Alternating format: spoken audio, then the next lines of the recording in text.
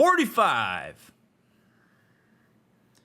The number that Michael Jordan wore when he returned to the Bulls after a brief hiatus into baseball. Also, the number of episodes that we're here in the Horizon Forbidden West with a Therapist series. This is a lot of videos. You have watched a lot of videos. Thank you so much for watching my videos. You want to say thank you? Jiro says, thanks for watching DrMick's videos. They're Dr. Jiro approved. Yeah.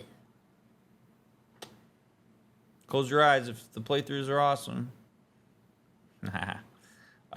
We appreciate so much all of your support of these streams. It means a lot to me that you're willing to stay for as long as you have. I hope you watch the other playthroughs.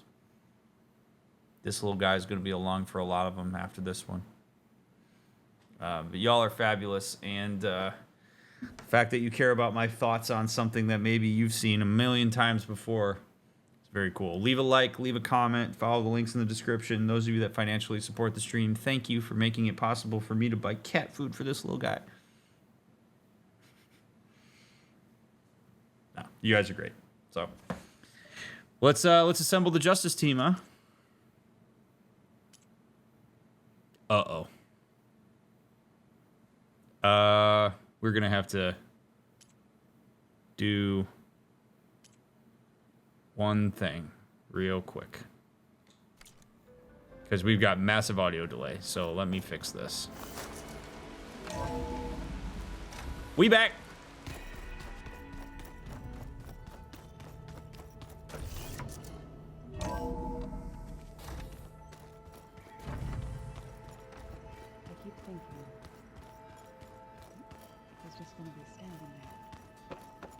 Aloy, you think we can talk? We already did.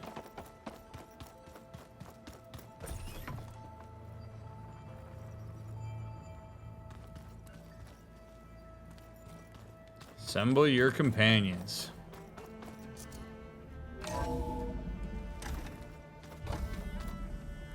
Okay. Maybe it's time to get everyone together so Tilda can brief us. But is there anything I should handle before that? Oh, giving me the little warning of the point of no return, eh?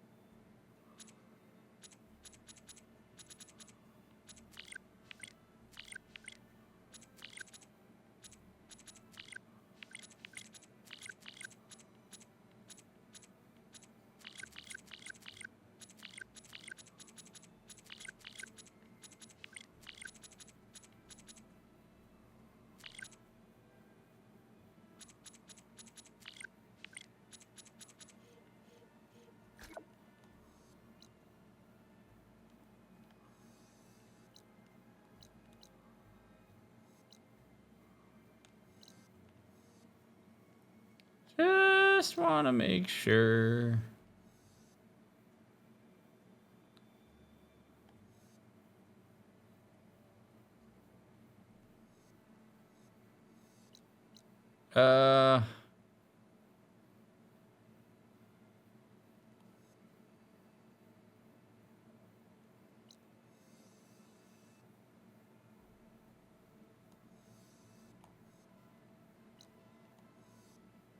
So, like, some of these, like, old world runes, for example, are green.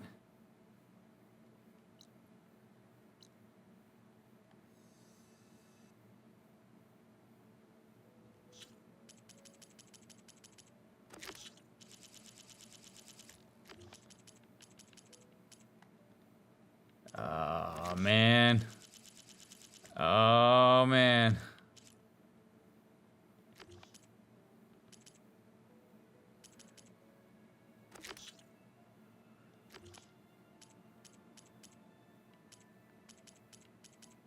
I think I'm okay.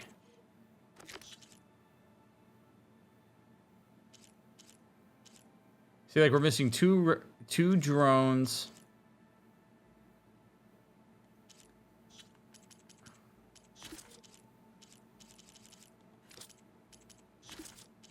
We got all the collectibles except for one. Vista points were missing. Black boxes were missing 2.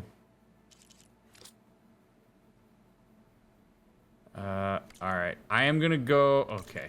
I'm gonna go to Stemmer really quick, give him the orb, and see what happens, because maybe he has a lead for the last one. And then...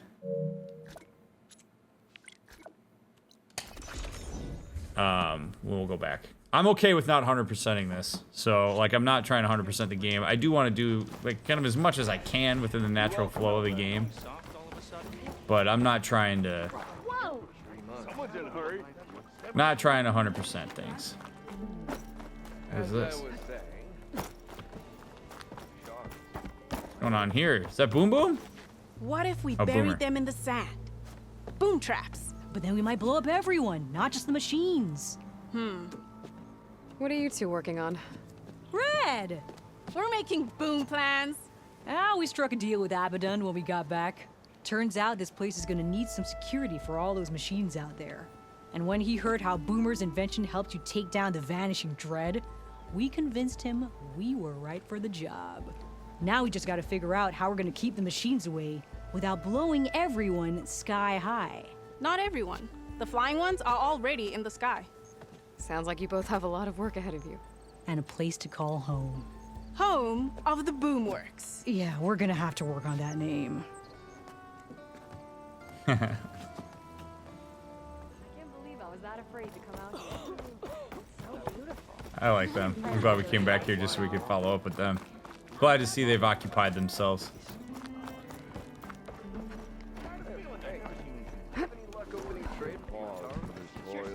It's a marvel, the beauty all around. Even if they weren't, there's not much to be gained.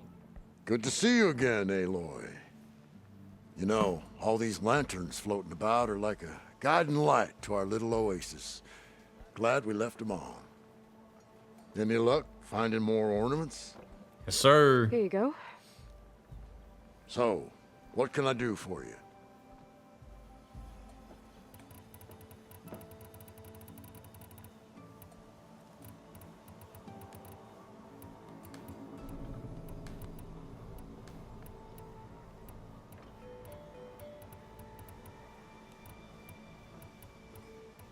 Let's put this one up. By our heroine's word, the lights would dazzle the sky. Oh, hi! A lot of hearts flying around. I'd bet shards this one's dedicated to the romantic arts. Oh, and before I forget, help yourself to the contents of that chest over there. For our heroine had dared the challenges of the West, recovering lights long lost, but deserved riches and rewards in kind. Yeah. I'm not quite sure I live up to all that, but thanks. Cool. So let's hear it. I don't really want to talk about it. Ancestors return.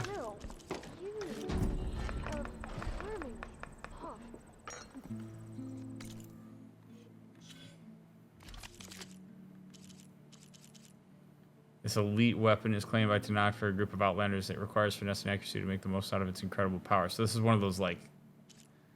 Yeah, this is like what Boomer made. It's a Shredder Gauntlet, right? Yeah.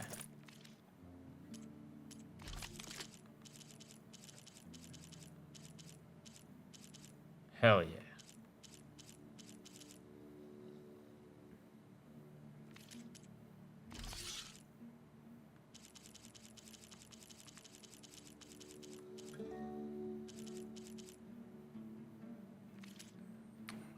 Okay. Good.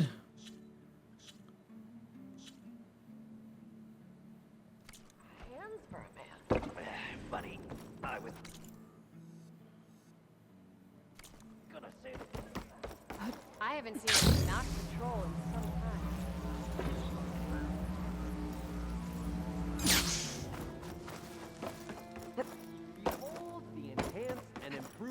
amazing elf. I see you have a new orb ready to go. It looks, assembled. Yes, yes.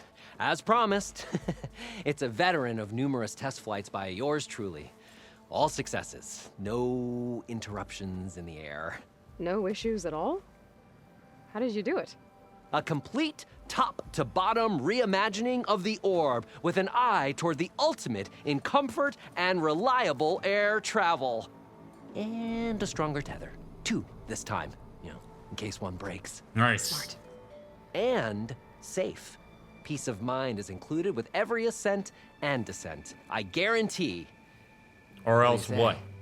Word got around about our last adventure.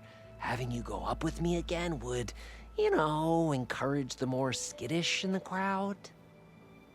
I've got a glider, so yeah, let's rock. Just up and down? Okay, let's go. I got a glider. Ladies and gentlemen, behold, as this fine, upstanding Nora and I take flight before your very eyes. Let us ascend. Aloy, I swear you are my lucky charm. Happy to help, big dog. Oh, I've made a number of modifications to the orb. Reinforced joists. Ooh, double stitch fabric. Custom plating. Oh, and cushions.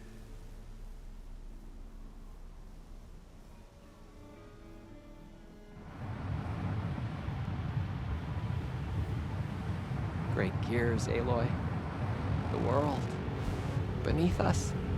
It's so grand. The ancient city from up here, it's so vast. Imagine all the people who came here in its heyday.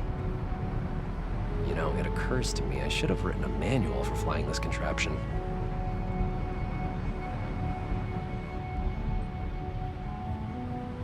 You know, we should have uniforms for flying. Something eye-catching, but tasteful. You know what would be good for long airborne excursions? Food and beverage service. And chairs. You would not believe the amount of work songs the Osram have about steam. Say something to him, Aloy. Jesus. Just leaving the man hanging. I wonder if... No, there has to be a weight limit. Besides, how would you get the machine to stay still? Wow. You could really lose something if you dropped it from up here.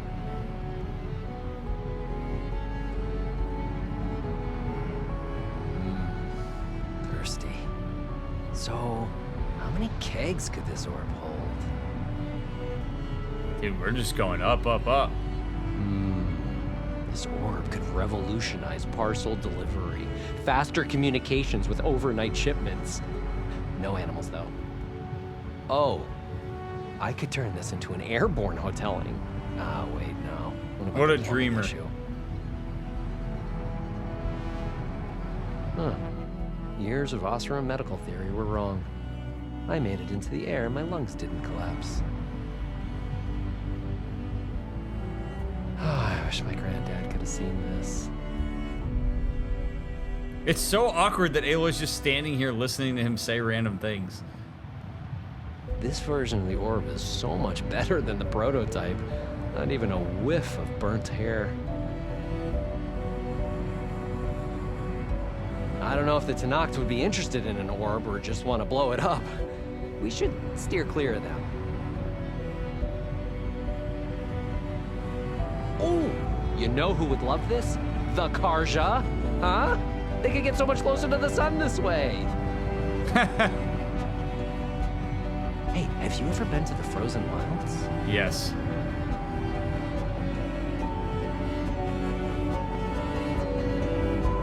This music's I had a fantastic. bird once. Flew away one day. Sometimes I think I see him gliding in the air. I hope he's happy. At one point in the design, the orb was more of a cube.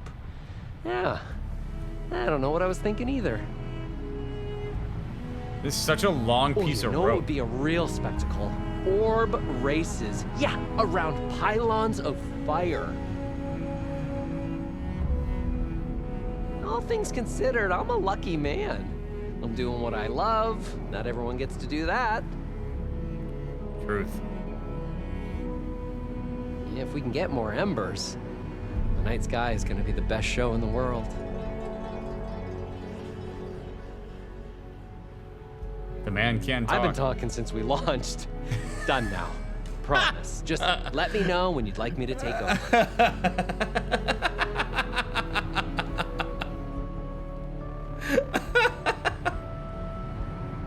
I love that. All right, we're good, buddy. Take to the skies and see the world from a whole new perspective in my amazing... Ah, Aloy! I can see by the look in your eye that you are ready to enjoy the orb once again. No, I'm Ready good. to go? No, I'm good, man. Maybe later. Oh, yeah, no. Hey, you're always welcome back, Aloy. Anytime. Thanks, bud.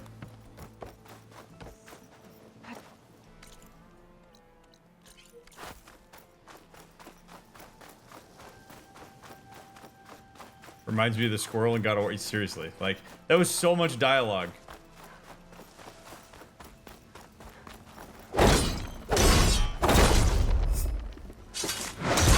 Thanks for giving way. Ooh.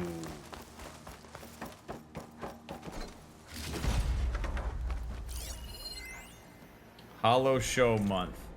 It's Hollow Show Month at the Trinity. From true live entertainment to classic recordings, we've got you covered. See Donald Burkus in Vegas or tune into Rudy Mancini's comedy show Little by Little. Hollow stream direct from Broadway, Tuesdays through Fridays. End the month with an epic performance by Vanny with special guest Shui live at the Potala Palace. All shows available in your room or in select reservation-only holospheres throughout the resort. Ay, ay, ay, ay, ay.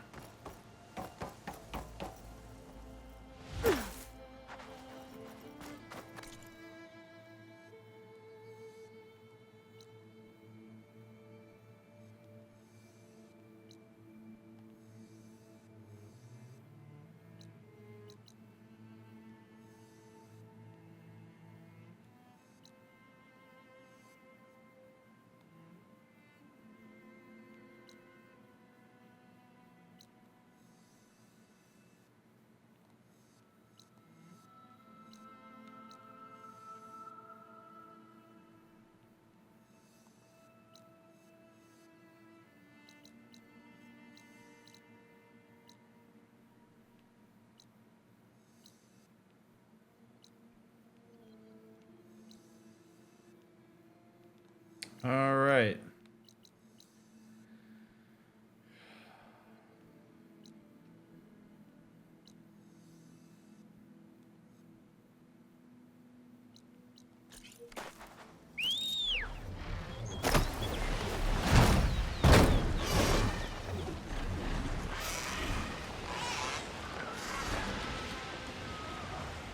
Let's go. This is so much more efficient than taking a hot air balloon. I don't want to startle anyone. Better land. No. It's fine. Keep going.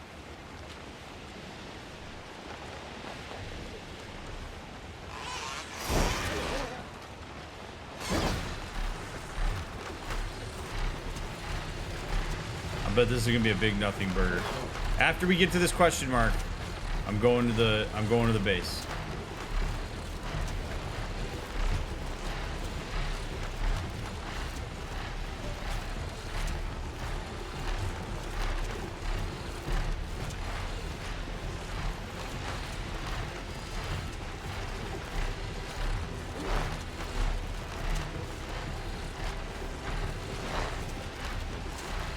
What is that?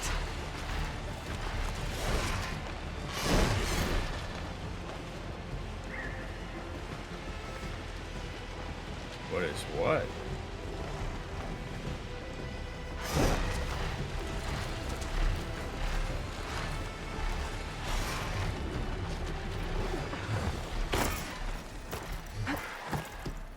All this for some fire gleam. Okie dokie.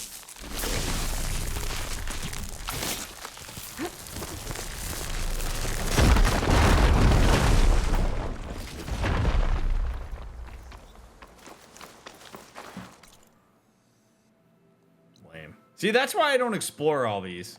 Because, like, I don't care about that. I don't need that. Like, there's this big-ass chunk of the map I haven't looked at, but, like... Damn, man.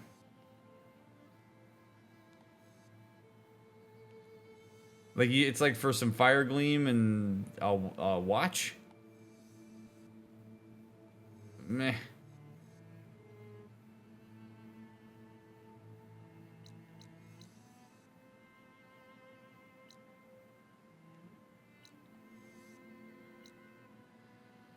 All right.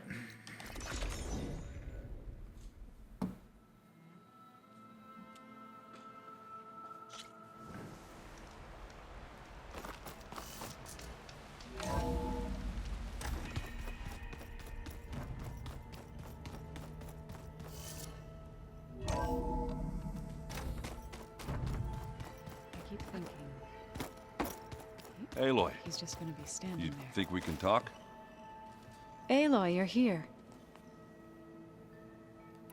Anything interesting happen while I was away?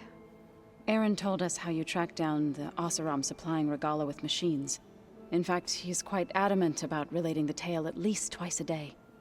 But I can tell it meant a lot that you asked for his help. I wouldn't have been able to track them down if it wasn't for him. I should get going. Let us know when you need us.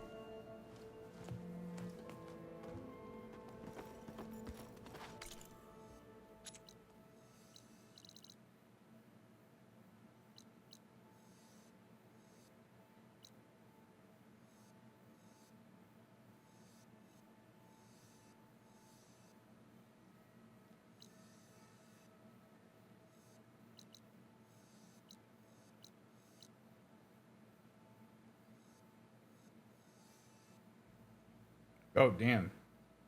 There is a big-ass town there.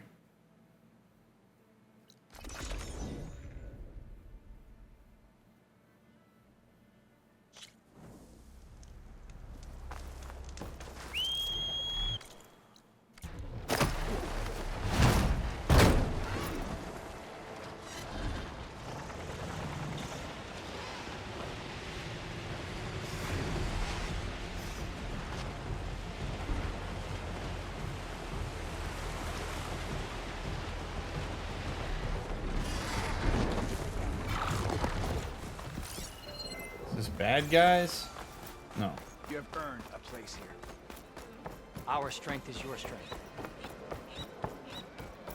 What it must be like to fly. Tide's Reach. Okay, yeah. May your blade be forever sharp. Stand This is a strong. big-ass town. I'm so glad they gave us the heads up on, like, the point of no return. You're no honor in everything. Hey, stranger. Are you looking to trade?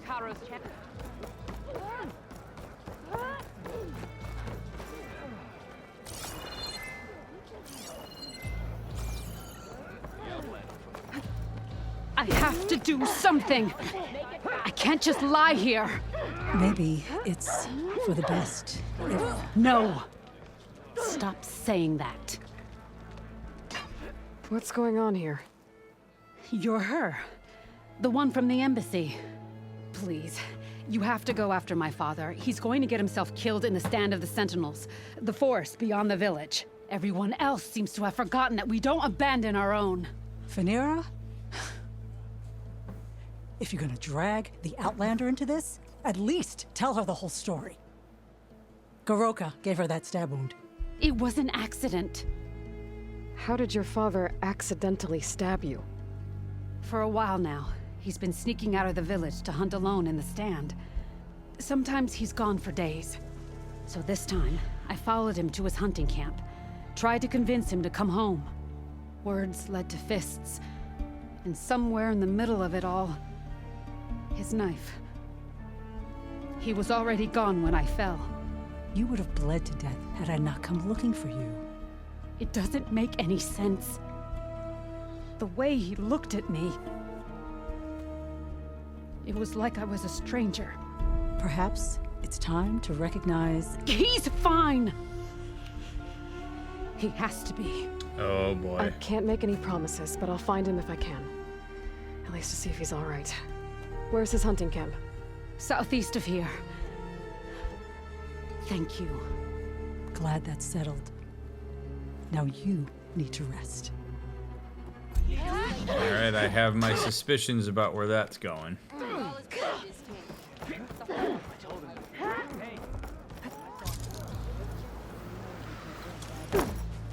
Said they're crabs? Given the fact that we've never set foot in the boat is a guess. You want to risk another raid on a guess? I wonder who those Tanakh they're keeping watch for. Who are these raiders you're talking about? Some of Regala's supporters were hunted down near here.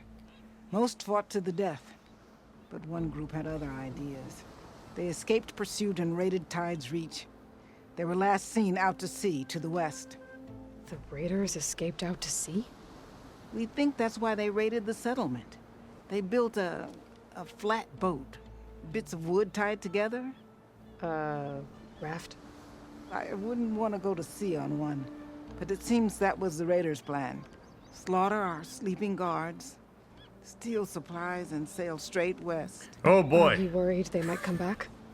Hope they hit Supplies Hawaii. still won't last forever, and they were prepared to gut our guards to get them. People here want justice. That won't happen until those fugitives are found. I could fly out to sea to search for those raiders.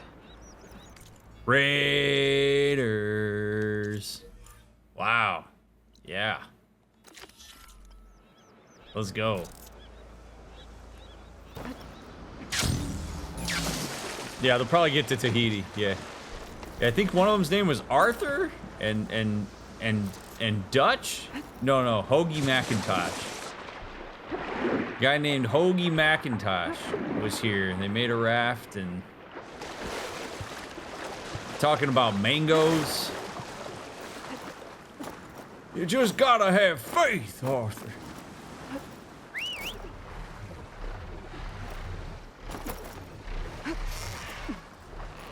Birdie. Hey. Now they were talking about plans and trust and faith and mangoes. The sentry said the raft was heading west. One raft in an ocean. Should be easy to find. Super easy to find.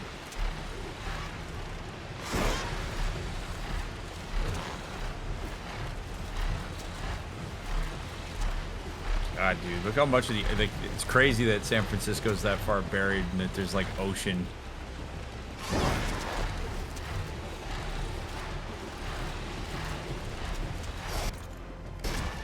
Alright, if I was a raft... Wreckage from a raft. Maybe those fugitives didn't make it too far after Oh, all. I remember we'll coming to find this out if I go island. down. There's someone down on that rocky outcrop. Time to get out. What up, person on the rocky outcrop? I remember coming to this island and there was nothing here. Hey, person on the island on the rocky outcrop. Talk to me. Hey!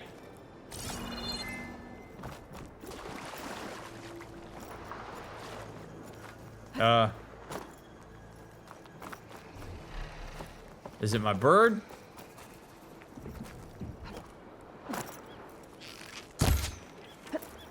Hello? Notice me. You're one of the raiders who attacked Tide's Reach? Oh god, now we're doing this Where are the awkwardly. others? Holed up on top of a tower across the sea to the west.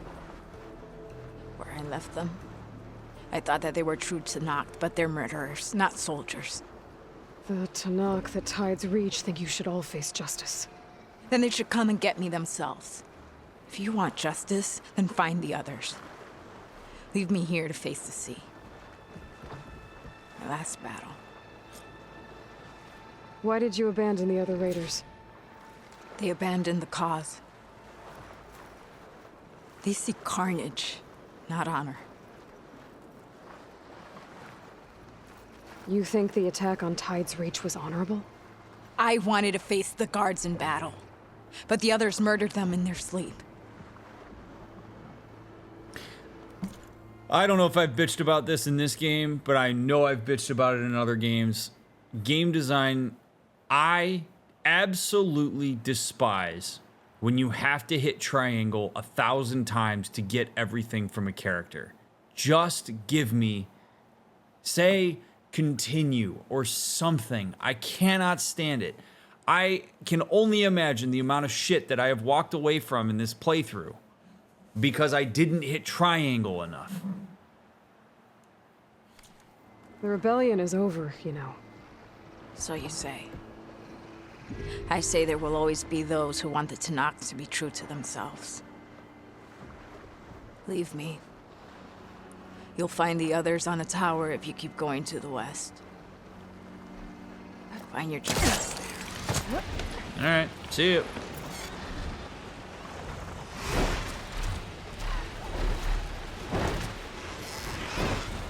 So those fugitives are in a tower to the west.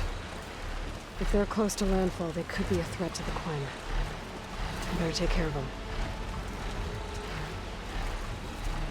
Yep, Elden Ring definitely does that. Maybe that's where I bitched about it. It's like, dude, if there's like valuable shit here, don't put it behind a random triangle press. I don't understand it.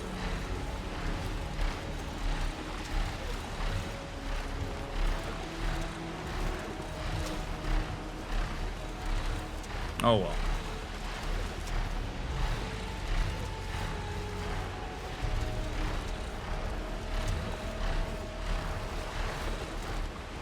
So beautiful. God damn, this game is so pretty. When I was a kid, I could never have fathomed like this kind of gorgeousness in a video game.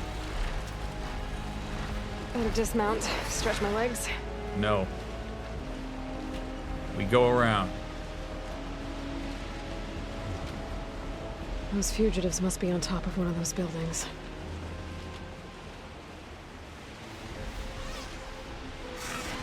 But which one?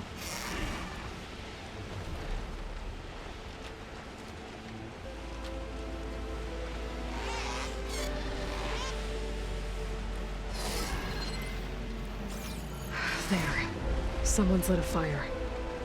It must be the raiders who attacked Tide's Reach. Up there! There's someone flying! Okay, that's the raiders. And they are. Who is that? Who cares? Bring them down! And fight. Kill the raiders.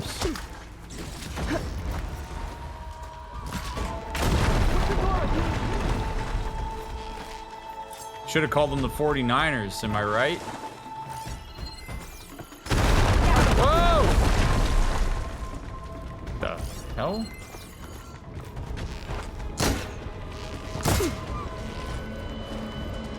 This tower is ours!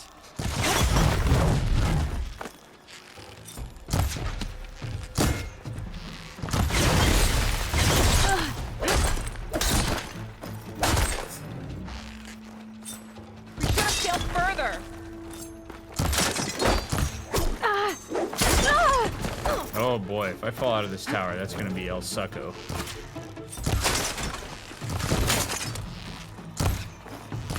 Push her off the tower!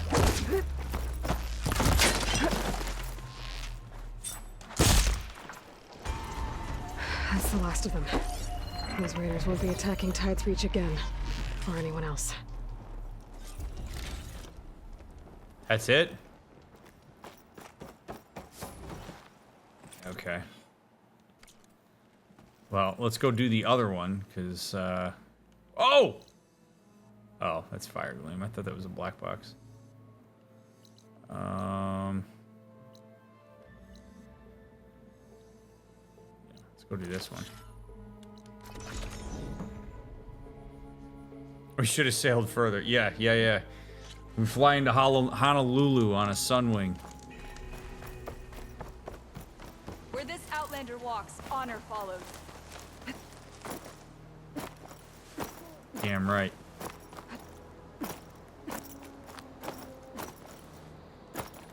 Hold this sweat, and I'm still not cooling off.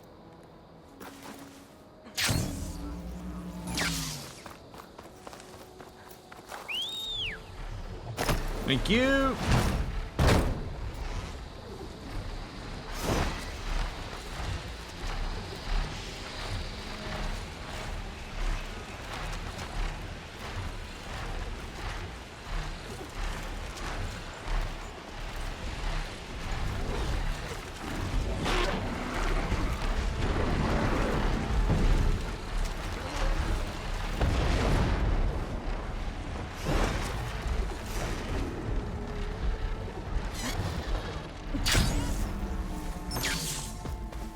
Good enough.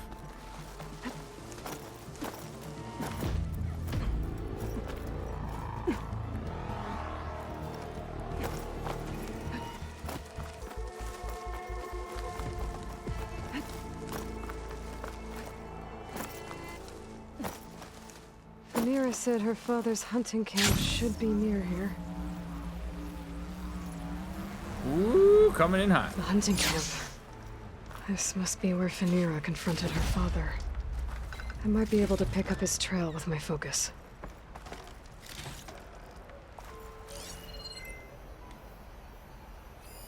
A jar of oil knocked over. Let's see where this leads.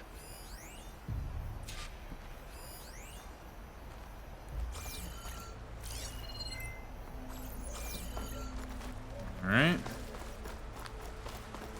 Be doing some fighting, I guess, because there's all this wood. And through the river.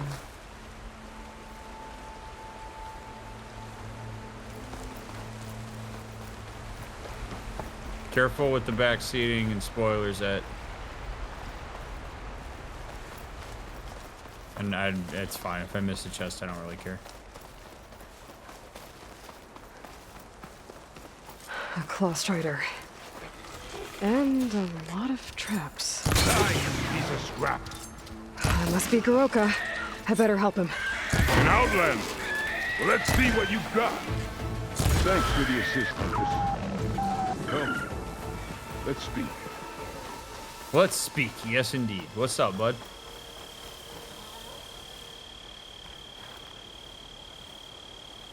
You fight like you're Tanakh, but you're not one of us. State your name, Outlander. I'm Aloy. You must be Goroka. Vanera asked me to find you. She's back in the village. She's recovering from a wound from your fight. Then she's in good hands. Come. We have to get moving. There's a squad deeper in the forest. They're about to walk into an ambush. By who? Rebels? That's what you want to call them. Spineless scabs. All the same, I could use your spear. What do you say? Fine. Where is the squad? This way. After you, dude. We'll make faster time if we cut through the sentinels. How do you know about the attack? We've been watching enemy movements in the mountain pass. They've been trying to take our territory for years. This is just their latest attempt. Years? Regala's rebellion isn't that old. Something's off here. Ambush! No! Skyclan has found us! What? No! Not them. Stalkers!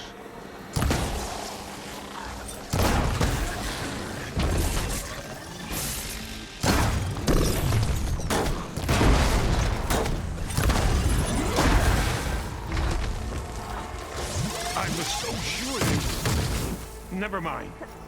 We have to get to the squad. Goroka's definitely not all there. This isn't looking good.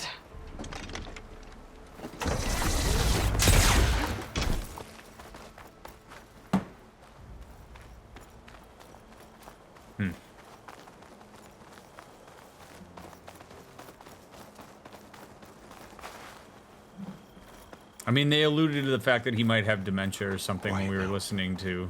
We're almost there. The people who started this quest.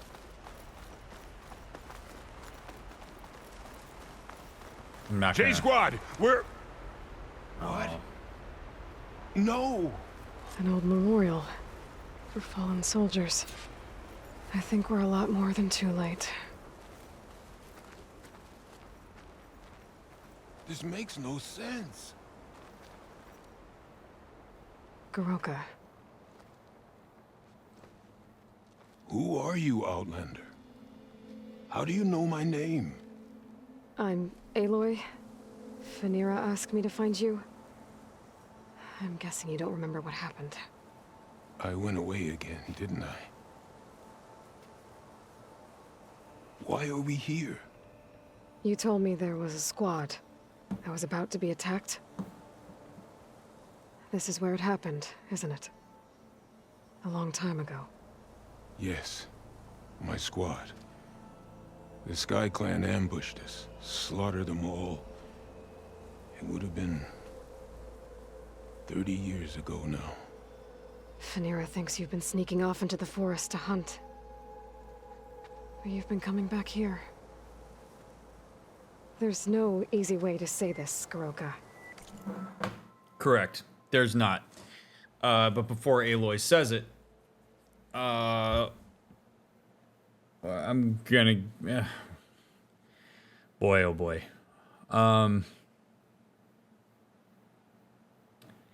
The implication here is that Goroka is experiencing dementia. Whether it's Alzheimer's, hard to know. Alzheimer's is just a form of a dementia.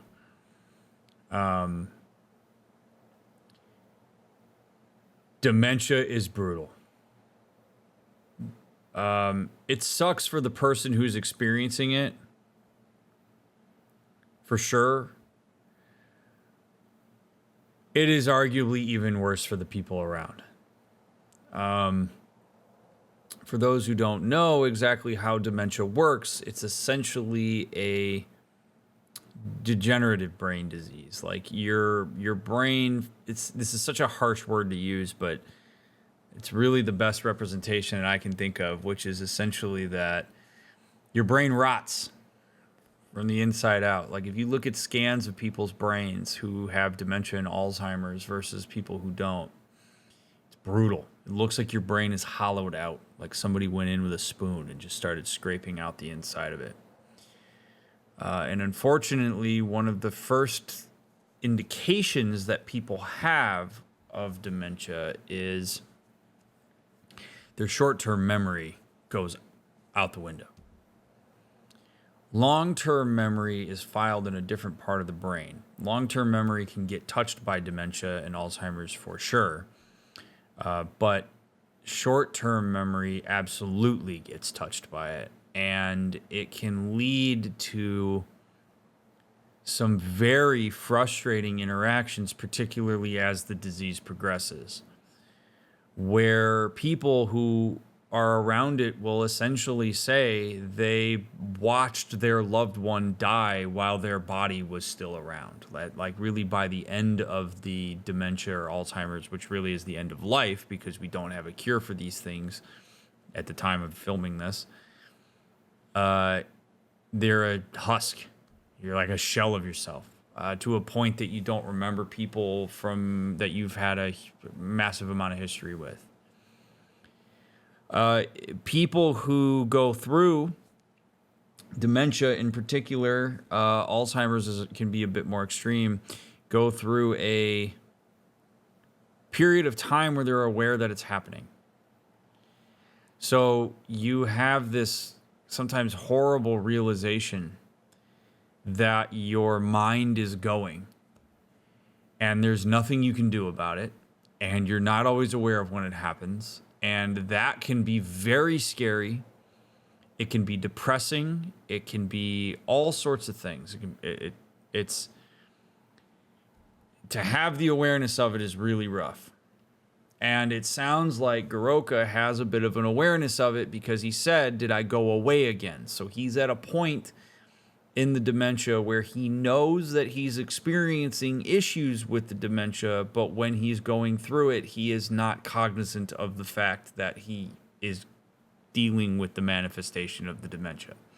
So while we're running through the forest looking for his squad, he very much believes that we are in the forest 30 years ago looking for his squad.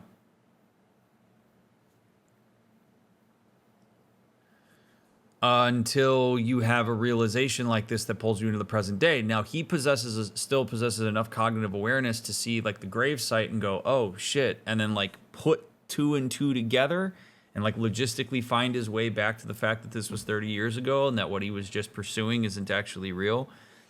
There will unfortunately be a time where Goroka will see that grave and will not be able to put 2 and 2 together and may get aggressive or freak out or stay in the moment in time that his brain thinks that he's in. I wouldn't wish dementia on anyone or anyone's family. It is a prolonged day-to-day grief process of a thing that is so out of your control. It can just feel so helpless. It can be so frustrating. It can be, and it can get to a point sometimes where people do get violent and they don't know that they got violent. It could very well be that when he stabbed his daughter, he didn't even think it was his daughter. We don't know. We don't know the circumstances around that. And he may be horrified to find out that he stabbed his daughter because he still knows it's his daughter and he probably would never do that to her. But in the fog of dementia or Alzheimer's, he didn't know. Doesn't necessarily excuse the fact that he stabbed her, but it absolutely provides an explanation for why. It's literally an observable phenomenon. You will sometimes see folks with dementia who run away, who will like leave the house, who are difficult to kind of like catch and rein in, who think that they're either younger or that they're around certain people. It's really sad here because he seems to have an awareness of the fact that he has a capacity to harm his daughter, because when he asked where she is and we told him, he goes, oh, good, so she's in better hands. So he, I think, probably possesses a level of awareness that he's dangerous to his daughter. And that is just, it is just so hard to manage and deal with. There are people that progress through dementia for years. Early onset Alzheimer's means that a person could be experiencing the symptoms of that for decades.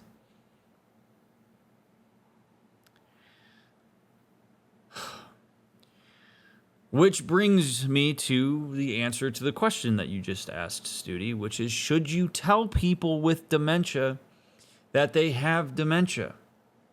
Which I believe is what Aloy is about to do. And the answer is yes, but you need to curb your expectations around how that person is going to hear that information based on how far the disease has developed. Because if she says that he has dementia early on, an increased level of awareness around it can sometimes help. Because it can open lines of communication around it, where if a person says, hey, you're like, hey, what are you doing Friday? And a person goes, Dad, I told you already on Friday that I'm going to a friend's house. That person can maybe go, oh, sorry, it's the dementia. And you can kind of collectively understand that the frustration of that need to repeat yourself is due to the dementia, and you can collectively share in that.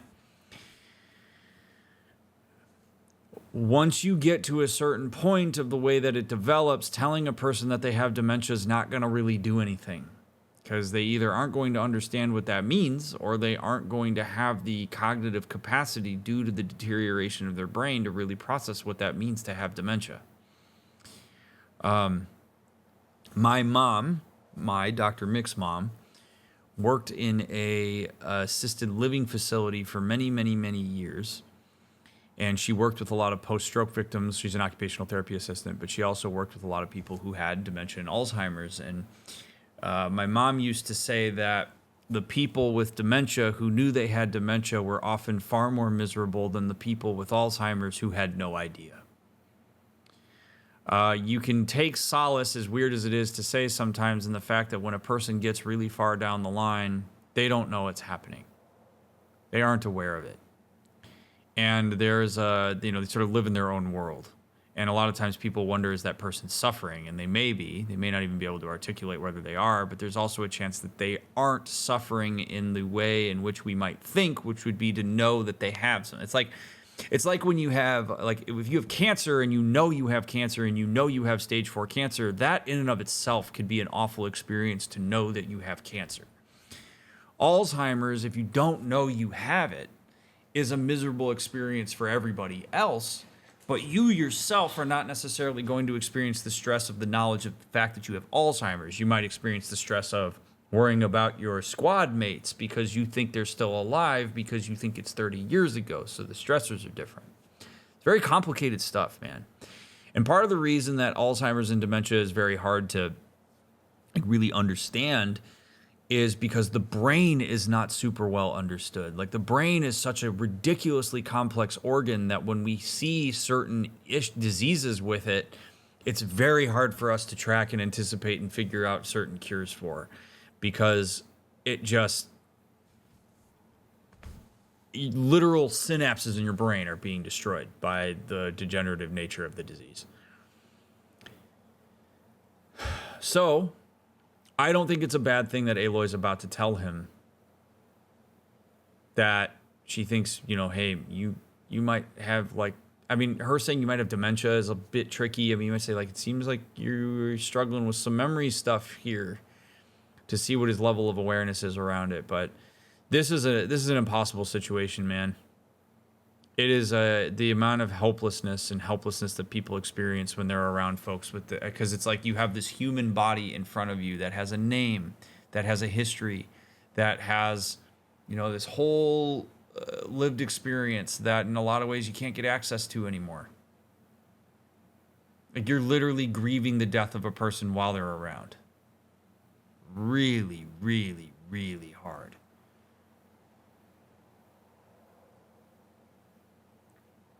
So let's see how this goes. She's hurt. Oh, that's not what she's going to say? Okay. She tried to stop you from leaving. I hurt her?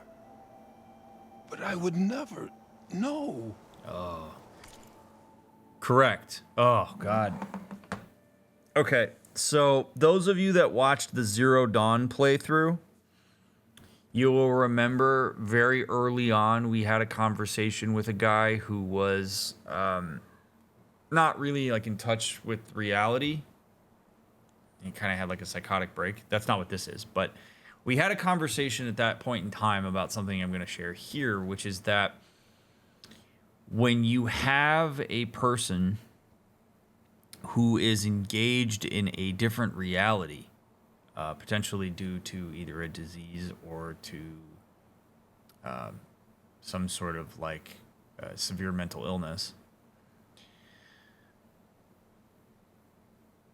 you want to engage with their reality and what they give you rather than constantly trying to convince that person that what they're experiencing is not real. And this is a very, like, dicey thing, because a lot of times people feel like they're enabling something like this by engaging with it. But, like, at some point, you have to just go with it. Like, you can't keep trying to pull somebody into a reality and into a situation that their brain's not capable of engaging with. Like, that's where a lot of frustration comes from people, is because they're like, I desperately want this person to understand that they have dementia and that they're wrong. And it's like, it's not quite like that. They're not wrong because their literal perception of the reality around them is different than yours. So when he says, I would never do that, I would never hurt her, you are presented with an opportunity, if you're Aloy, to do one of two things. The first one would be to say, well, no, you did. You stabbed her, dude. So whether you think you would or not, you did. Which is not at all the compassionate, or I would argue, ideal way to approach this. The way that you would want to approach this is to say, of course you wouldn't. Of course you would never intend to do that. Of course not. I'm not insinuating that at all. I know you wouldn't. Because the him that's cognitively present right now wouldn't.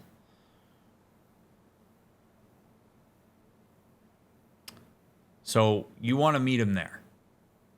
And you want to meet him there for a while. And then we might talk about the fact that, like, you know, I know you didn't want to. I know you didn't mean to. And unfortunately, your daughter is at the camp with a stab wound. You know, are you aware of how badly affected by this you are?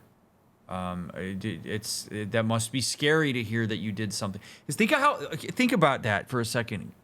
Like, I really want to hammer home the empathy part of this, man. Because think about that for a second. Imagine if a loved one, imagine somebody, or imagine some person that you ostensibly could trust, came up to you right now, wherever it is that you're sitting and watching this video, came up to you and said, "Hey, just so you know, you punched your best friend in the face yesterday, and they have a broken jaw." Just imagine that. Imagine if somebody came up to you right now and said that. What would that be like for you? You'd probably go, "No, I wouldn't do that. What are you talking about? I didn't do that." That's the experience that a person with severe dementia is going to have when you tell them that they did something. They literally do not remember that it happened and are likely to try to access their current intentions around it because they don't have the memory of what happened. They don't have the contextual awareness of what would have led to something like that. They have to inductively reason their way through it.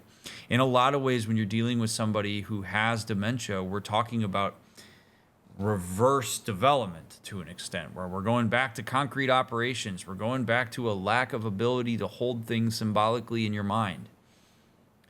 So this guy hearing that his daughter was stabbed by him and him saying, "No, I would never do that," is a perfectly reasonable response, given the fact that he literally doesn't remember doing that. As far as he's concerned, that never happened.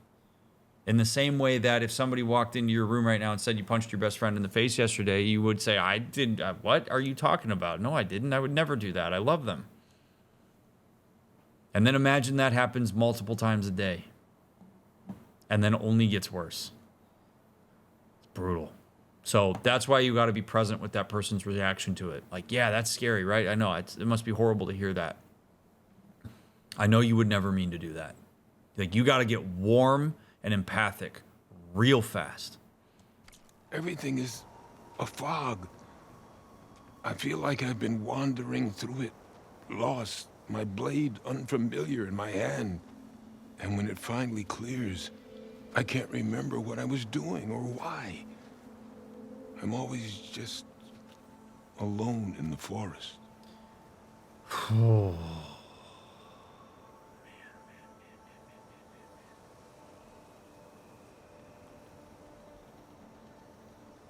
This is heavy. How long has it been like this? This fog? Weeks, months maybe. At first I thought it was a passing thing, like forgetting after a knock on the head. Then names and faces became difficult, and I started finding myself in the forest, unsure how I got there. Why haven't you told Phaneira? What was I supposed to say? That I'm unraveling like a frayed, weak rope? No. But look where that... And this is what makes the moment, like, none of this is easy. It's not like it's easy and then gets hard. It's hard and then it gets differently hard. I'm going to repeat that. Dementia and Alzheimer's doesn't start out easy and then get hard. It starts out hard and then gets differently hard. Because this guy has to deal with whatever cultural representations they have around the idea of brain acuity. Like, I'm unraveling like a weak, frayed rope. Holy shit, man. And having to acknowledge that for the people around you, oh, baby, that's really tough shit. Really hard to do. But he can have that thought because he still possesses that amount of cognitive ability. Eventually, he's going to get to a point where that's not even going to matter to him. He's just going to be the way that he is, and he's not going to possess that meta-awareness. But right now, the fact that he has it and he can sort of talk about that process means that he's got to deal with this massive scramble of who he wants to be and thinks he should be versus who he is. The reality is, like, as far as your brain development is concerned, you are unraveling. It's not something to be ashamed of. There's nothing you can do about it. There's literally nothing you can do about it. This isn't like stay hydrated and keep your hygiene going and you're going to be all right. Like there's nothing you can do about this. Owning it is something that if he's like the fact that he possesses this amount of cognitive awareness, taking ownership of it and acknowledging it to his daughter could be a big deal because his daughter's got a long road ahead of her if she decides she wants to take care of him. Oh, man. So it's hard because he has an awareness. When he doesn't have an awareness, it's hard in a different way. It's gotten you. She has no idea why you hurt her. Well, arguably neither does he, but yeah, she knows what's going on. His acknowledgement about it is not going to make it easier for her to deal with. It's just going to give her some emotional validation, which is important. So the Sky Clan ambushed your squad a long time ago? We were almost through with our patrol. About to head back to the village when they swarmed us. I alone survived. When my wounds scarred, I returned here and built a memorial where my comrades fell. And then I struck down twice as many of their soldiers in retribution. Such were the clan wars. So then, this is further complicated now. I have to be very clear. Anytime we go into this type of conversation, I have to be very clear about this. I cannot diagnose him with dementia, Alzheimer's, PTSD. I can't do that. Okay, I'm only talking about this stuff conceptually. All right, but if he has any kind of PTSD or trauma-like symptoms that are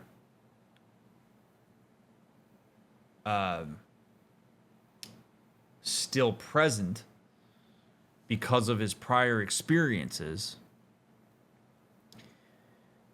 that can make this all the more difficult to deal with. When the brain processes trauma and develops things like a trauma response, or in a PTSD case, a disordered response to trauma, that happens on a very simple level in the brain, a level that is often preserved despite the degradation via dementia. So there are times where perhaps something happens with his daughter where he's not even cognitively fully there. He doesn't possess that awareness of the present moment and who he's with and what it was. And then his brain also has a trauma response, which sounds like very well could be channeled into aggression or defensiveness. Then all of a sudden you have somebody who absolutely has the capacity to stab their own daughter. And that's scary. And it's hard sometimes for people to come to terms with that and engage with the reality around that. But you've got to do it because you got to keep yourself safe. No matter how badly you want to believe that your own father would never hurt you, if your father has severe dementia or Alzheimer's, there is a chance that he can. And you have to engage with the reality around these things, as hard as it is. It's part of the process. And it's awful. That's why I wouldn't wish it on anybody. Earlier, you said the enemy had been trying to take the lowland territory for years. I guess that was during the clan wars? Before Hikaru became our chief, our clans were constantly at war. We fought over every inch of this forest. The ruined village nearby is a remnant of those days.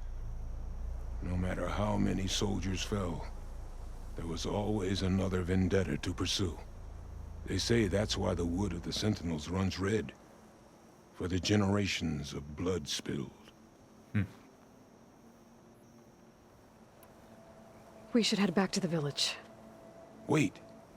The memorial. It's missing a piece there. A marker of metal, made from the blades of my fallen comrades. Where is it? It has to be around here somewhere. I have to find it. I know it's here. Hey, calm down. Let me take a look. Never say calm down. Take that phrase, pull it out of your brain, throw it in a kitty poop bag, tie that bag up, throw it in a trash bag, pick the trash bag up, throw it in a trash compactor, smash it, and throw it in the ocean. Just never say calm down to anybody ever. It just never do it. Okay. You heard what I had to say. I should scan the memorial with my focus. Tracks leading away from the memorial. Lead the way. All right, let's go, boss.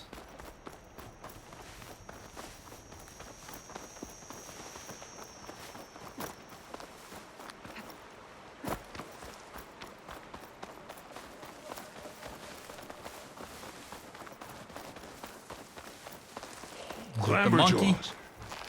They might have scrapped the marker. Filthy scavengers. On your lead. Oh, shit. You at, monkey?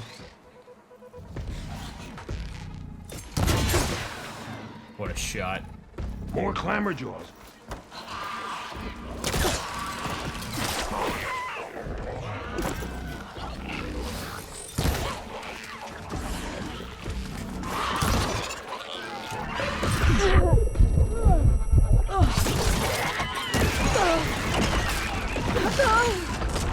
Come on.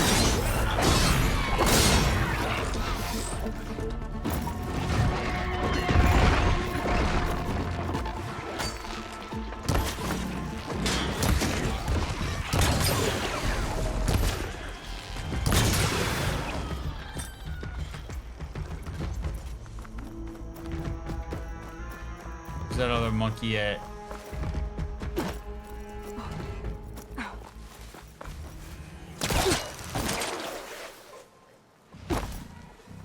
You good, bud?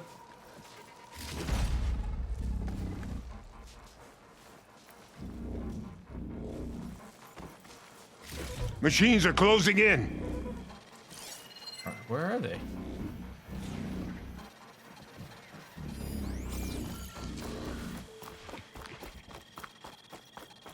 Oh.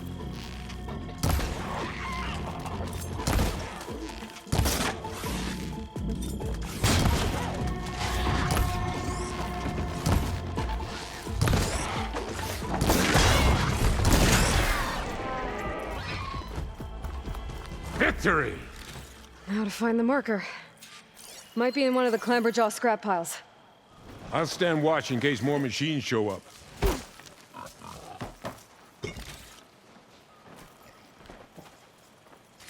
No marker here. I better check another scrap pile.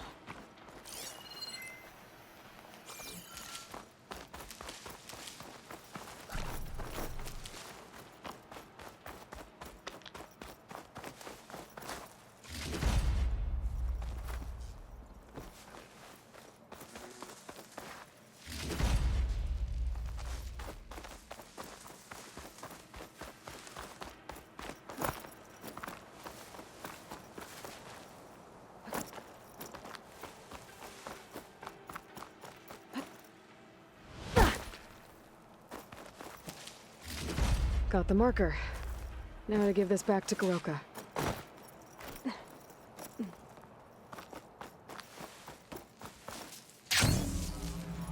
Over here, Aloy. Did you find it? Here. I think this is the missing marker. Yes, that's it. I'll return it to the memorial. You go on ahead. I want to spend some time to remember my comrades. Are you sure? I'll be fine. The fog is gone for now. All right. I'll head back to the village and let Phaneira know you're okay. Thank you, Aloy. No, Mary.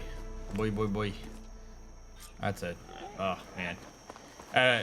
God, that's such a tough call to make, and there's no right one here. Okay, I have no idea what the right call would be to do here. I will just explain that there is a real lost sense of autonomy that people can have when they're going through what he's going through. Where Aloy would be like, nope, you're coming back to the village because I don't trust you, because if the fog shows up and you wander off more, you could be in danger. And I would have said that makes complete sense why Aloy would say that. And it's awful because it really does strip that guy of the autonomy to make that decision to go to the memorial and remember his comrades. There is just no easy answer on that shit, man. People like to have nice black and white cut and dry on that. There's not. To have an awareness of a lost autonomy on that is an awful experience. And also, keeping your loved ones safe because we don't know what's going to happen because of the way that their brain's currently operating, also important. And that intersection is one that is constantly a moving target. Well, at least I can tell Phaneira why Goroka's been running off. Back to Tide's Reach, then. I would definitely make the argument that that is okay for Aloy to disclose. You know, normally I would be, it's kind of in the camp of like, well, it's not really your responsibility to disclose the fact that he's dealing with something like that. In this case, I think it's important for her to know that, in part because her father may not, like, the fog hits and he's not there and he gets lost and he can't articulate it or whatever. It's important for her to know that. So he did say that we could go over there and tell her that he's okay, so. Honor and strength. May your name be honored at the Grove. If you're hurt, seek out a herb to submit. Leave him alone. Hey, Whatever brought stranger. you here, Easterner? You should try some not cooking while you're here. Thank you. Where the hell is she at? May your blade strike There. What is that Aloy's jumping returned. supposed to Aloy, you're back. But where's my father? It's okay. I found him. He's not deranged, Phaneira. He's been forgetting things more and more. He thought he was still in the clan wars, that he could save his squad from an ambush. When we got to the memorial, he came back to the present. Said it's like he's been lost in a fog. Wait. I've heard of something similar, a rare occurrence among chaplains. Their memory fades with the long years. Goroka's not a chaplain, but he is the age of one. Before Hikaru became chief, few of us would live to be so old. So that's why. Oh, thank the 10. If he was found to be insane, then by rights he'd be put to death. Yikes. What? No, he's just getting old. He needs care, not a death sentence. Pretty sure the rest of the village sees that as one and the same. But we'll keep a close eye on him. Speaking of, where is he now? Here. Oh, little spear. I'm so sorry. It's all right, Father. You're home safe. And I understand now. When the fog comes, I'll hold your hand tight and remember for you. You don't have to be afraid. Thank you for all your help. Please, accept this. Your deeds here, what you've done for Phaneira, will always, always be remembered. Thank you, Aloy. Aloy? Yes, Aloy.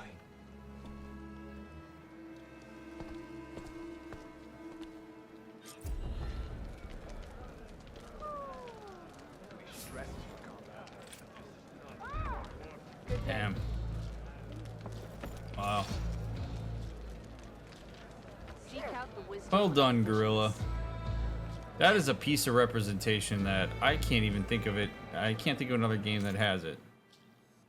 And I'm really glad I had the opportunity to talk about that.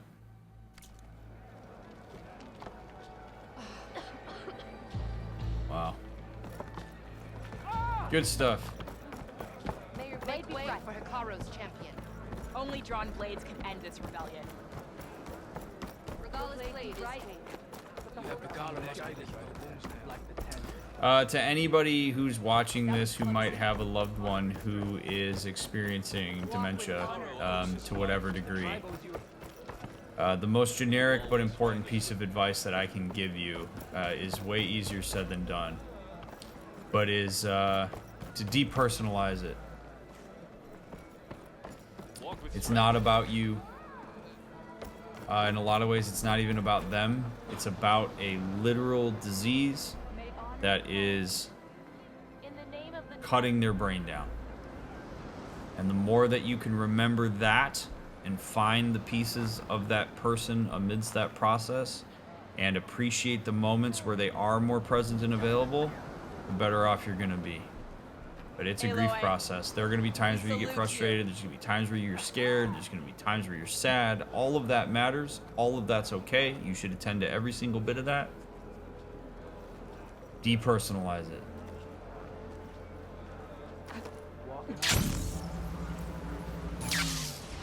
It's the Outlander.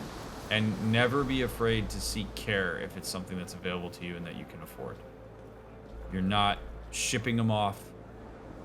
It's hard. So get the support you need around it if you can. I found the raiders you were watching for. You don't need to worry about them returning. Then you served the justice that the sea denied us.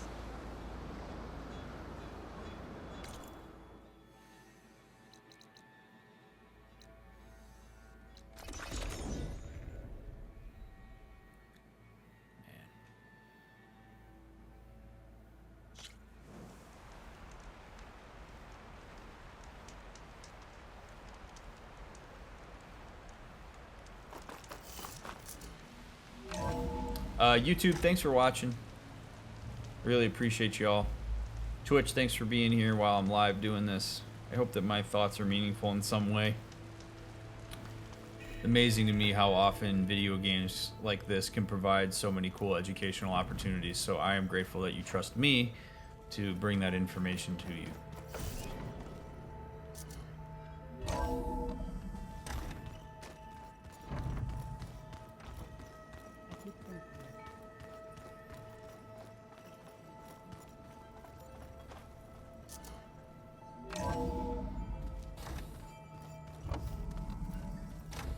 Okay, maybe it's time to get everyone together so Tilda can brief us.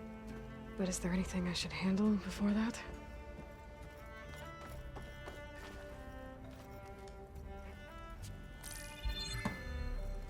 All right, people. I need you up in the control room right away. Here we go. Okay, everyone. We all know what's at stake. Beta, Gaia. Not to mention life on Earth. Now, it might seem like the Zeniths are invincible, but they're not. We've got what it takes to break into their base and defeat them. We even have one of them on our side. Tilda, show us the base. It is constructed atop the ruins of an ancient military facility on an island to the southwest. I can get us inside. To this location. Undetected. How exactly? You'll know when you need to. Once inside, our goal will be this. Oh, God. All right. On one hand, yeah, screw you, Silence. On another hand, we gotta trust each other. Guys, we have all decided that we're in on this. We're working together. The whole need-to-know basis thing, we have to be super discretionary about. The whole you'll know when you need to thing, fine. if that's actually the case, but you better be able to explain that. But if there's a pissing match that anybody needs to get out of their system, we're going to do it right now before we go into this together. This is not the time for personal vendettas and beef.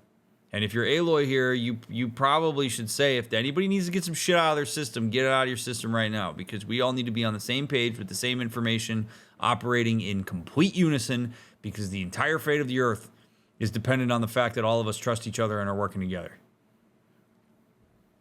So I hate that as a starting point. Like, we already have a power struggle internal within the system via withheld information.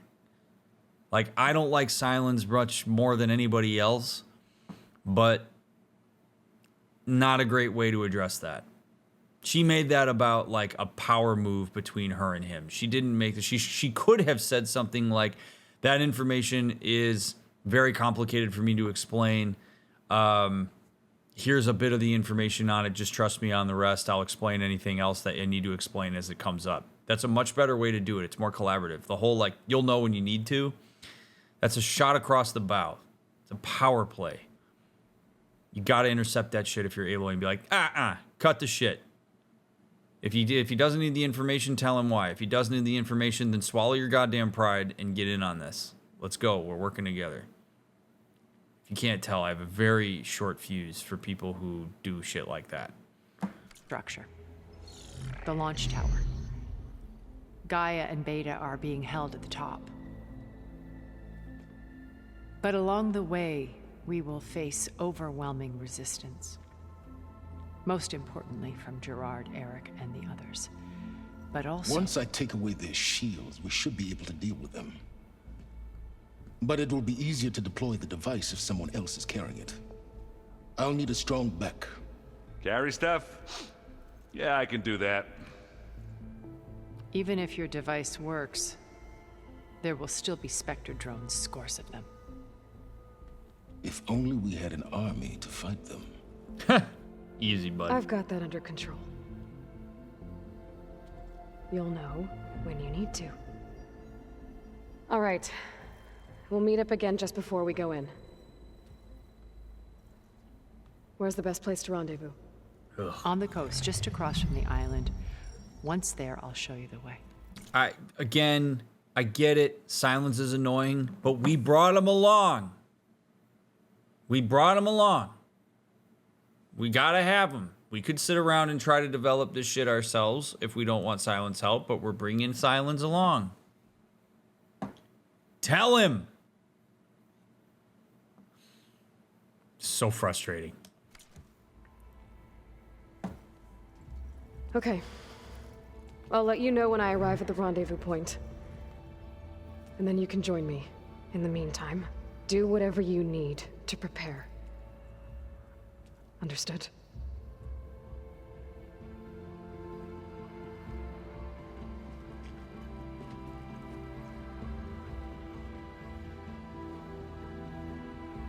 You two?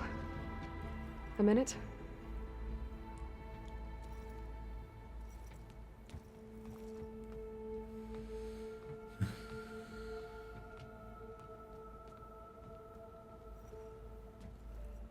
Tilda helped me get in touch with Beta, and she told me something important.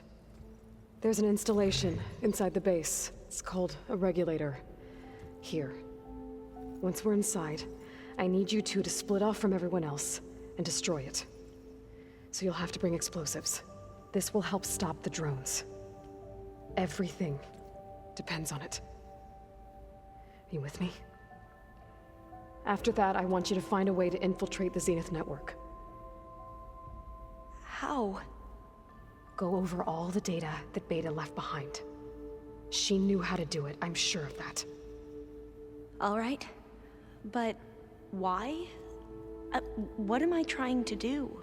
Find information about the Zeniths. Anything Tilda's not telling us. Silence is right about one thing. There's no way we can take her on her word. I'll do my best.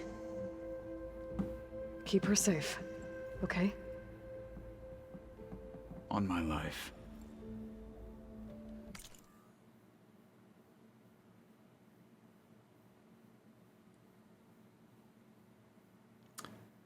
Smart.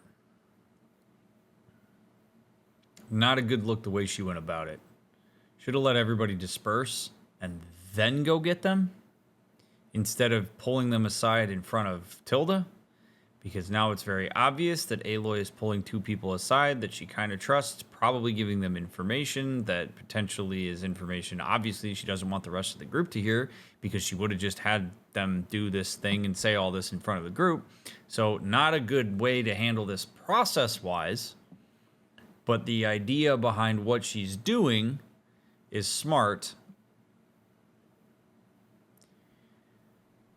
And also a product of the fact that everybody's doing a really shitty job facilitating trust between each other.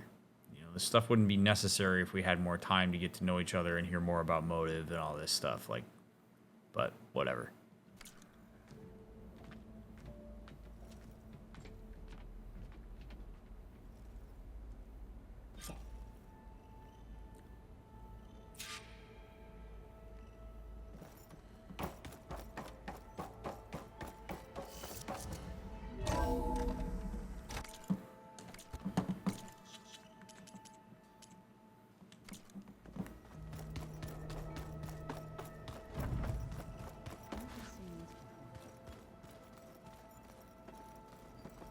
Aloy, you think we can talk?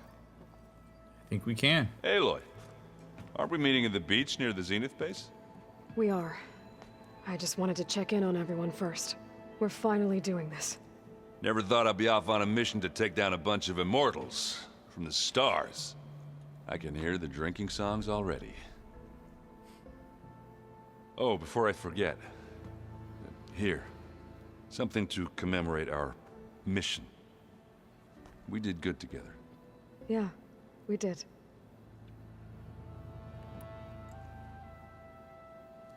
If that one's not working right, you can have one of my spare focuses, you know.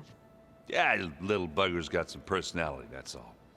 This saved my butt a couple of times now. It wouldn't feel right to leave it behind. You know, besides, it goes with my outfit. Wouldn't want to spoil your look. Varl made the right call, you know, bringing you here.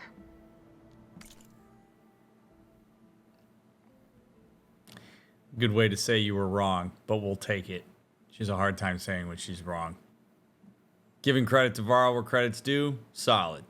She also, on the other side of that coin, I was wrong to bail. If you're errand, you take that. Thanks. Yeah, Varl. You know, I never knew he had a sister. I found out a few days before you guys went to Gemini.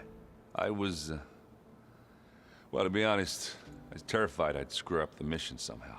So he sat me down for a drink. Just one, mind you. And we talked about family.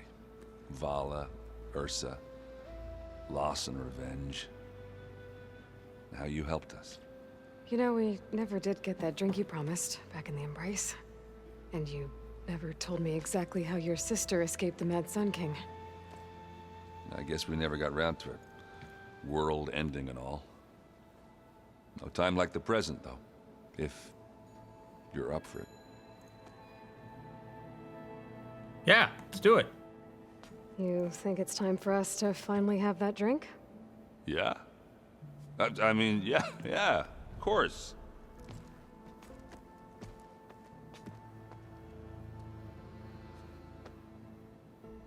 Go get the ale, bud. Oh.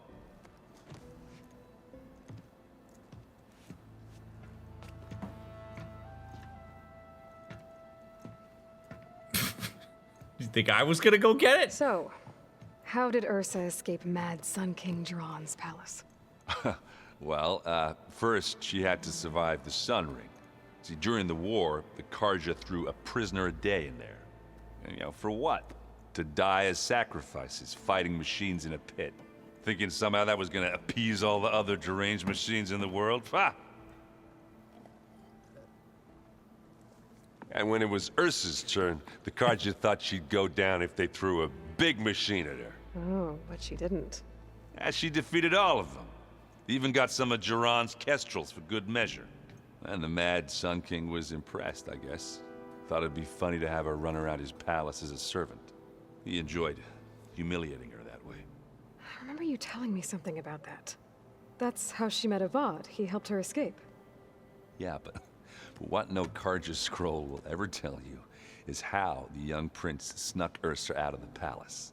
He knew their best chance was to get Ursa to blend in, so he got her everything she needed to disguise herself as a Karja noblewoman. Yeah, perfumes, veils, and all. I get the feeling she wasn't too happy with that. Oh man, Ursa would have rather fought her way out of that palace with her bare hands than put on all of that Karja eye paint. But Avad insisted it was the only way, so she agreed under one condition. Avad had to dress up as well. She made Avad dress up like a noblewoman? As perfumed and powdered as a babe. Ursa said he looked better like that than he ever did in a crown. That would, definitely make for an interesting sight. Oh, it worked like a charm, too. Not only did they make it out of the palace, they paid a traveling merchant to get Ursa to the border, and none were the wiser.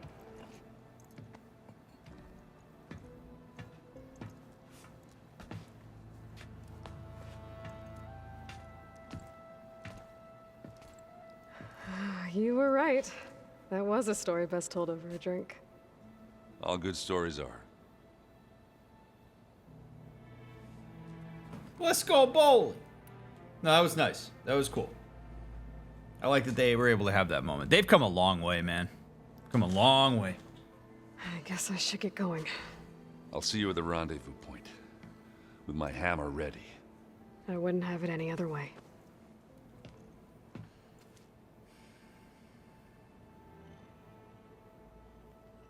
A big deal. You want to foster trust with people and you want them to follow you into the dark, you got to take the time. You got to take the time to get to know them.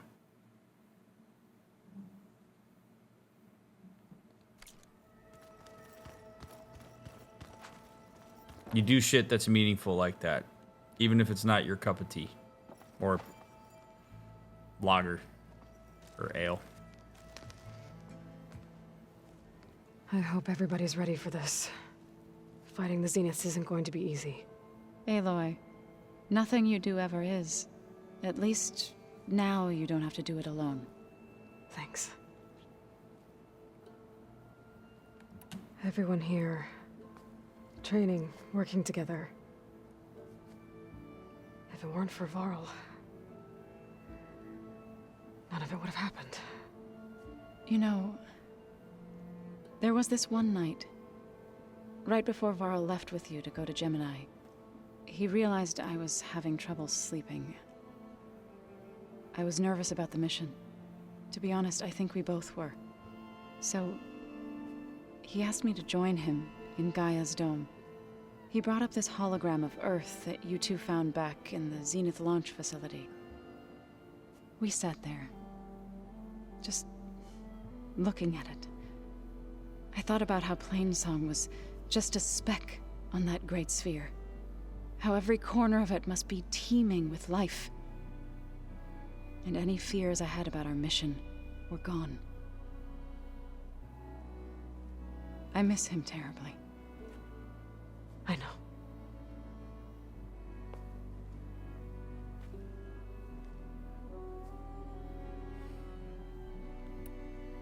You and Aaron seem to be on better terms now.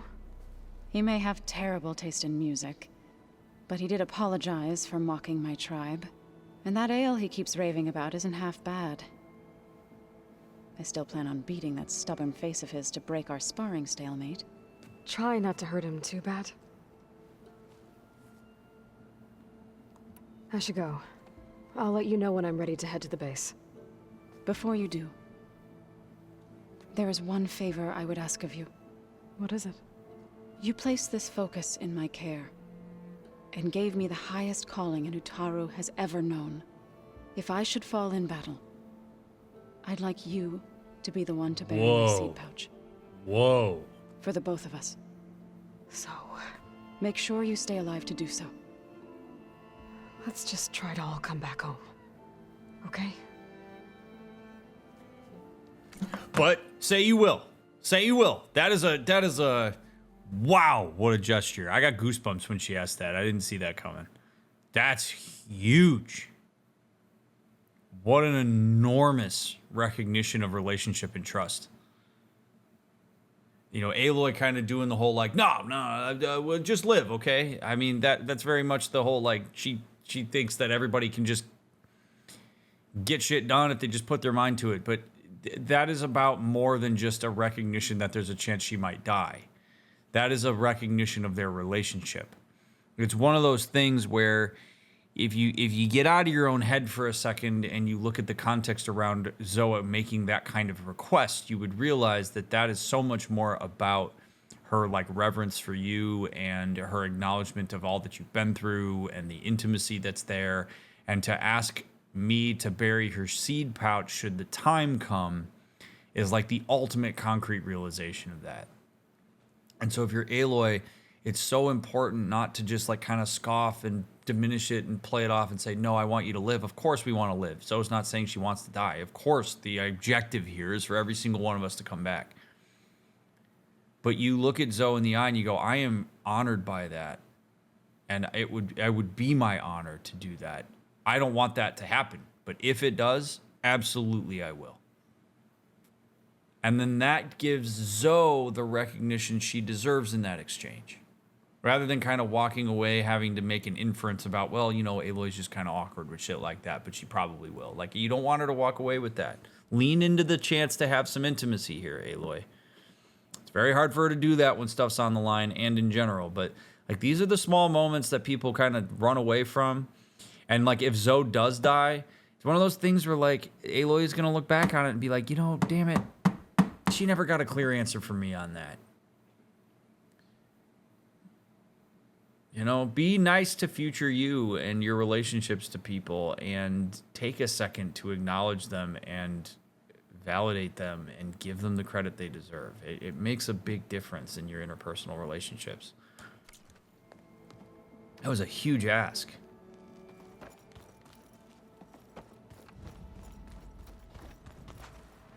You nervous? I'd be lying if I said I'm not slightly apprehensive. The plan will work if we all focus on our assignments. Right.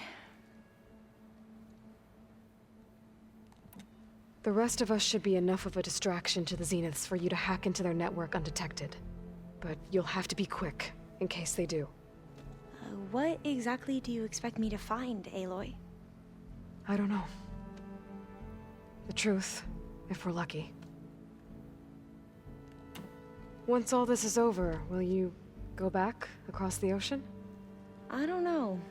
The more I think about it, the more worried I become. If I go back, I don't even know if they'd let me keep this focus you gave me, or what they'd do to me for reading what is clearly forbidden data.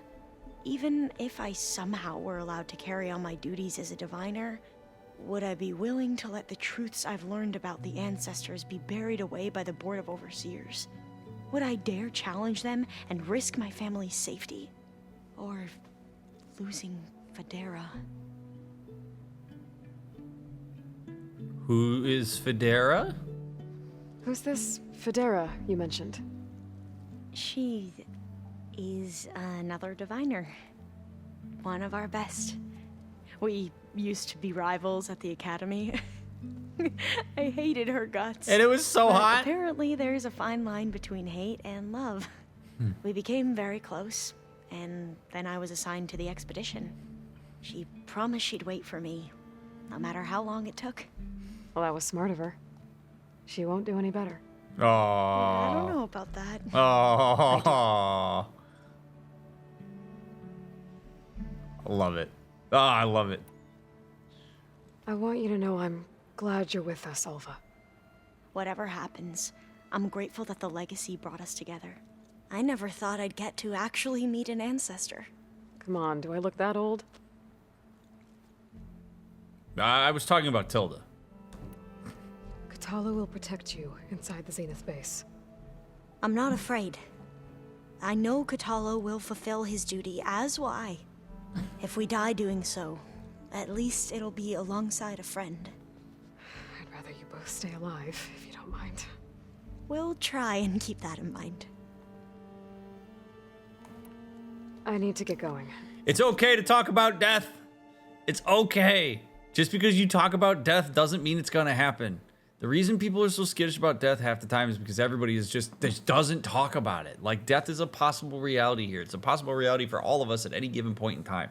The more you talk about it, and the more you just let it be what it is, like, I mean, if you take away the fact that Aloy has literally been by so many people's dying breaths through the last 2 games, like, it's okay to talk about it. It's a reality. It's something they're up against by taking this risk. And so if people are going to process it by talking about, like, what it'll be like if it happens so that they can get it out of their system and name it, it's great. That's fine. It's not going to manifest it into fruition because you talk about it. In fact, like Aloy's sort of like a version and like, oh, stay alive. Okay, like, that's fine. It's a nice sentiment. You can do that. But, like, listen to people. There's an intimacy there in hearing the way that people process this. It's them engaging with the reality of the mission. I'll be at the rendezvous point. May truth lead us to victory. And the reality is, life comes with death. We're all going to see it at some point, as much as we don't want to think about that. And so, like, the way that we process that over time is very important. And having people hear it and it can make all the difference, man. It really can.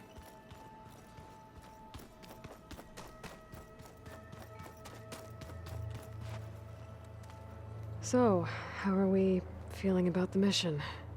I do not know everything that you have planned, but it doesn't matter. All that remains is to follow you to the end, whatever that will be. Yeah. Thank you, Kotallo.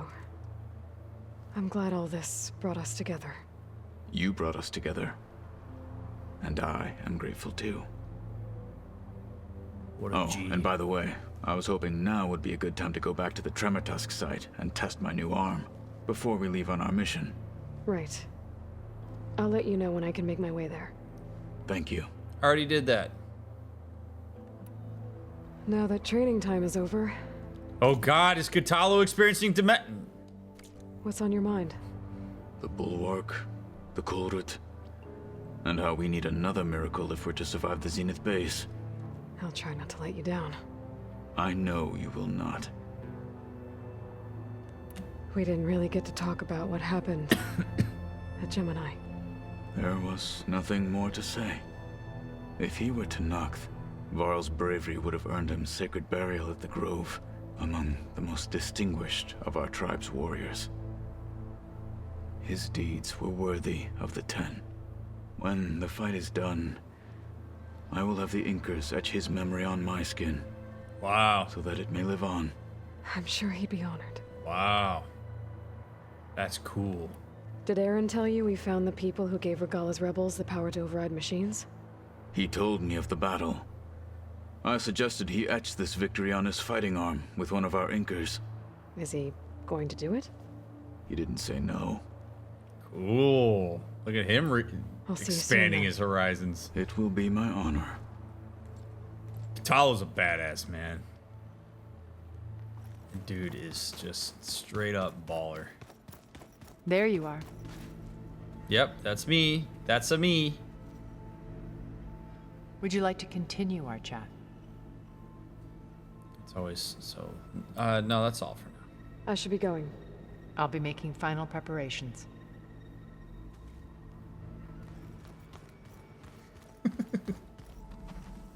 Remember, we need to get Silence weapons to the team intact if we want to take their shields down. I'll be gentle with it, I promise. Good. Elizabeth and Tilda had a history. The more I learn about her life, the more complicated it seems.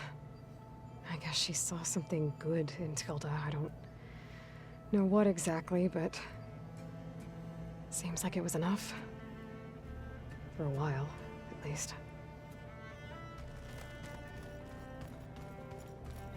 I miss Varl. It still hurts to think about him. I don't know if the pain will ever really go away. When I find that bastard, Eric, I'm gonna make him pay. Yeah, screw Eric. Eric's a little bitch. Little bitch boy Eric.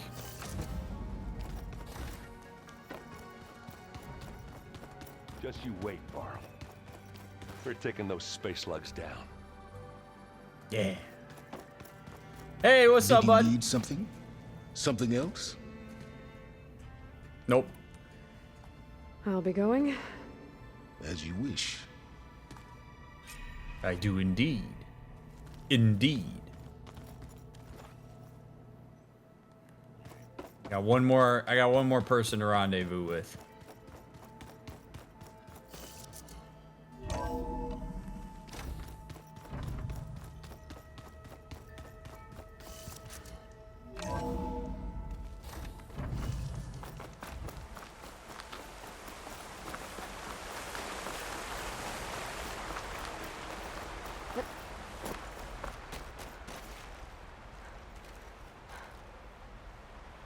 Hey, Varl.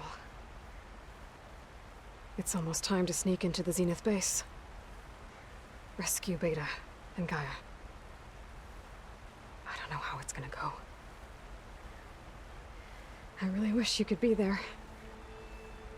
To help. Well, this is so long. For now.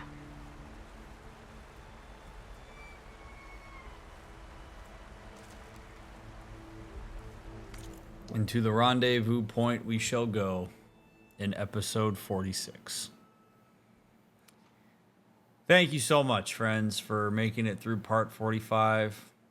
I am so grateful for your support of these playthroughs. It's been such a long one. You spent a lot of hours with me if you made it to this point. So I wish there was more of a way I could thank you beyond my words. The best thing I can think of is to keep doing these playthroughs, but thank you so much, seriously, for listening to what I have to say. I hope it's helpful in some kind of way. Do leave a thumbs up and leave a comment. I read all the comments. I don't respond to all of them, but I do read them all. And I'd love to have you stop by sometime and hang out with us live. Check out all the links down in the description. To those of you that financially support the stream, thanks. I am really grateful for that. I wish I could say thank you the moment that it happens, but I've seen a lot of you support me in that way as well, and I'm really grateful for it, so thank you. If you are binging, I will see you right here in the next episode in a couple minutes. If you're waiting for the next one to come out, we'll get it out as soon as we can. We are going to hit the rendezvous point. As far as I'm concerned, I think I've done everything I can do, so we're going to hit the rendezvous point at the beginning of the next stream. So, thank you very much for the support. See you in the next one.